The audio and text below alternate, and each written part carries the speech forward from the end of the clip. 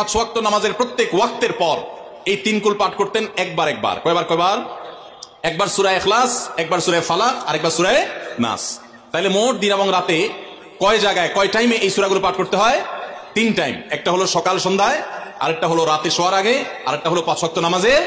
5 ওয়াক্ত নামাজের পরে একবার করে, একবার সূরা ইখলাস, একবার সূরা ফালাক, একবার সূরা নাস। ফজরের পরে, আবার যোহরের পরে, আবার আসরের পরে, আবার মাগরিবের পরে, আবার এশারের পরে। তাহলে দিন এবং রাত 24 ঘন্টায় এই তিন কুল কত বেশি গুরুত্বপূর্ণ হলে কোরআনের অন্য কোন সূরা, অন্য কোন আয়াত এত বেশি জায়গায়, এত বিভিন্ন জায়গায়, বিভিন্ন সময় নবী সাল্লাল্লাহু আলাইহি ওয়াসাল্লাম এত সংখ্যক বার আমাদেরকে পাঠের নির্দেশ দেন নাই। এখান থেকে বোঝা যায় এই সূরাগুলো কত গুরুত্বপূর্ণ, কত প্রয়োজনীয় এবং কত ফজিলত এবং মর্যাদাপূর্ণ। ভাইরা আমার, দিন এবং রাত 24 ঘন্টার ভিতরে 3 সময় এই সূরাগুলো মোট কতবার পাঠ করা হয়? আসুন আমরা হিসাব করি। সকাল, সন্ধ্যা এবং রাতে 3 বার করে যদি পাঠ করা হয় তাহলে কয়বার হলো? 9 বার করে। সকালে 3 বার, সন্ধ্যায় 3 বার, রাতে 3 বার। তাহলে মোট কয়বার হলো? 9 বার। আর 5 ওয়াক্ত নামাজের পরে 5 বার। কয়বার হলো? 9 আর 5 কত? 14।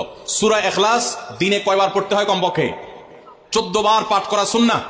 সূরা ফালাক দিনে 14 বার পাঠ করা সুন্নাহ। সূরা নাস দিনে 14 বার পাঠ করা এটা সুন্নাত নবী সাল্লাল্লাহু আলাইহি ওয়াসাল্লামের। এই আমলটা আমরা অনেকে জীবনে আজকে প্রথম শুনেছি, অনেকে হয়তো আগে থেকে জানি।